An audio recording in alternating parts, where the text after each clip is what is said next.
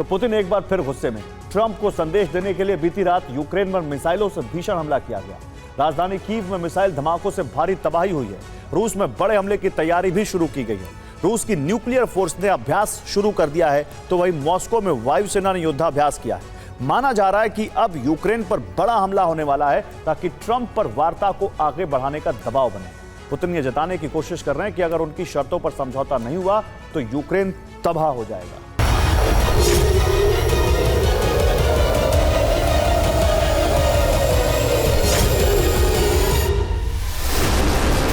Ukraine का अंदेशा सच साबित हुआ।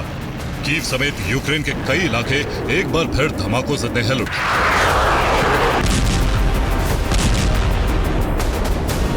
रूस के हमले से कीव की रिहायशी इमारतों में आग लग गई। यूक्रेन की कई फैक्ट्री को निशाना बनाया गया। कीव में हर तरफ भारी तबाही नजर है।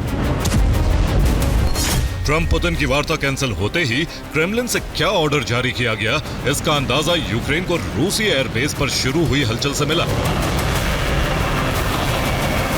यूक्रेन को खबर मिली कि रूस के अलग अलग एयरबेस से कई बॉम्बर और फाइटर जेट टेक ऑफ की तैयारी में है। खबर मिलते ही कीव में सायरन गूंजने लगे। लोग सुरक्षित ठिकानों की तरफ भागे। कई और शहरों में अलर्ट जारी किया गया।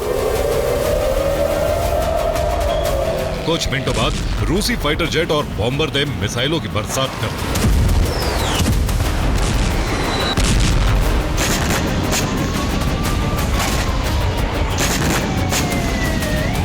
माना जा रहा है कि यह हमला पुतिन ने ट्रंप को संदेश देने के लिए किया। पुतिन ने जाहिर कर दिया है कि समझौता रूस की शर्तों पर ही होगा, नहीं तो यूक्रेन का अस्तित्व मिट जाएगा। कीव के मेयर के मुताबिक यूक्रेन को एयर डिफेंस से कई मिसाइलों को गिराने में कामयाबी मिली, लेकिन मिसाइलों के टुकड़े गिरने की वजह से कई इमारतों में आग लग गई। कीव में 3 चरणों में हमले किए, 3 अलग अलग इलाकों में हमले हुए। कीव में 3 लोगों की मौत हुई है, कई जख्मी हुए।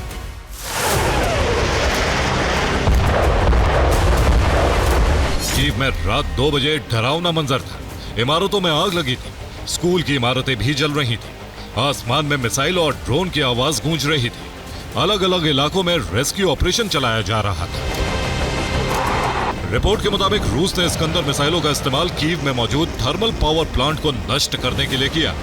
रिपोर्ट के मुताबिक 2 थर्मल पावर प्लांट में मिसाइल धमाके के बाद आग लग गई। रिपोर्ट के मुताबिक कीव पर रूस ने 15 इस्कंदर एम मिसाइल से हमला किया। KN-23 बैलिस्टिक मिसाइलों से भी प्रहार किया गया।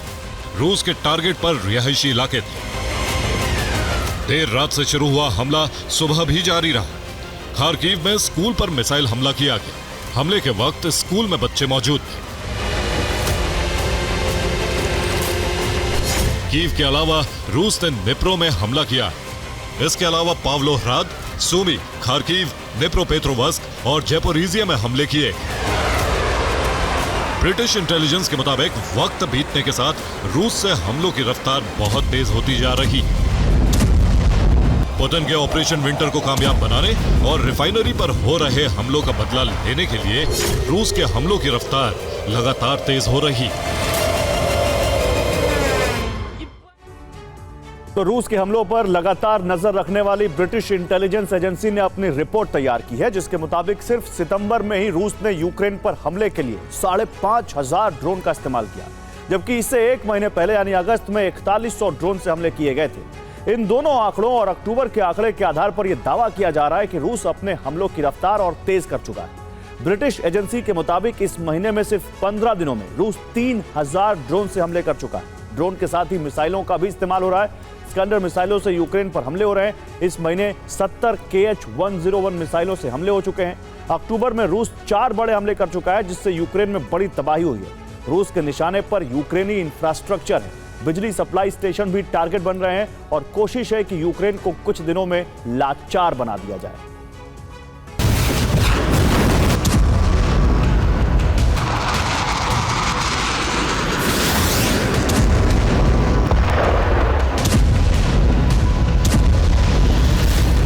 आसमान में बेहद छोटा नजर आने वाला ड्रोन कितना घातक हमला करता है, इन तस्वीरों से समझा जा सकता है।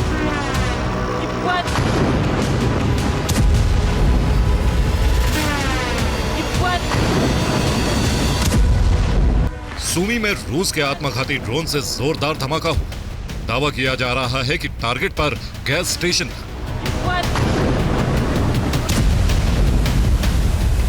धमाके से कई गाड़ियों में आग लग गई। गैस स्टेशन में भी जोरदार धमाका हुआ। सूमी के रिहायशी इलाकों में भी धमाके हुए।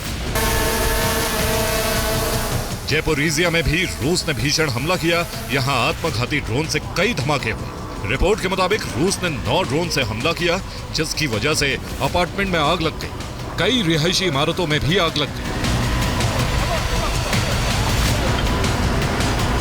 चेरनीहिव में भी ड्रोन से हमले किए गए। रूस ने चेरनीहिव को 20 ड्रोन से निशाना बनाया। चेरनीहिव में 4 लोगों की मौत हो गई, 16 लोग जख्मी हैं। डोनेस्क में रूसी सेना ने फिर एक इलाके पर कब्जा कर लिया। माना जा रहा है कि अब रूस निर्णायक हमले की तैयारी कर रहा है।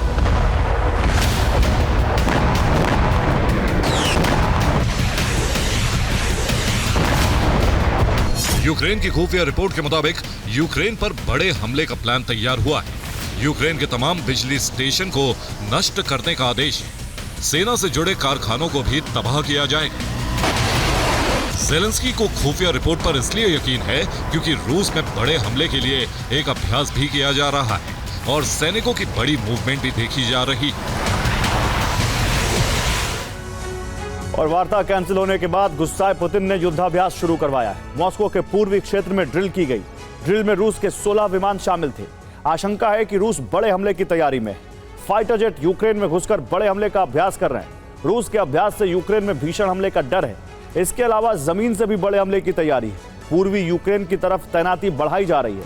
रूस की बॉर्डर की तरफ टैंक का काफिला भेजा गया है। सीमा पर MLRS की तैनाती की गई है। माना जा रहा है कि अब पूर्वी छोर पर फ्रंट लाइन पर जंग तेज होगी। इन तैयारियों के बीच रूसी सेना की शिफ्टिंग भी हो रही है। रिपोर्ट के मुताबिक रूसी सैनिकों को ले जाने वाले कई विमान आसमान में देखे गए। एयर ट्रैफिक डाटा के मुताबिक सेना के विमान पूर्वी रूस की तरफ गए। माना जा रहा है कि पूर्वी सैन्य ठिकानों से सैनिक शिफ्ट किए गए। सभी सैनिक यूक्रेन के मोर्चे पर लगाए जाएंगे। अनुमान है कि हवाई हमले के बाद यूक्रेन में रूसी सैनिक घुसकर कब्जा करेंगे। एक्सपर्ट्स के मुताबिक ये सब ट्रंप पर दबाव बनाने की रणनीति हो सकती है ताकि ट्रंप समझौते में जल्दबाजी करें और यूक्रेन को रूस की शर्त मानने पर मजबूर करें। Bureau report, TV9 भारतवंश।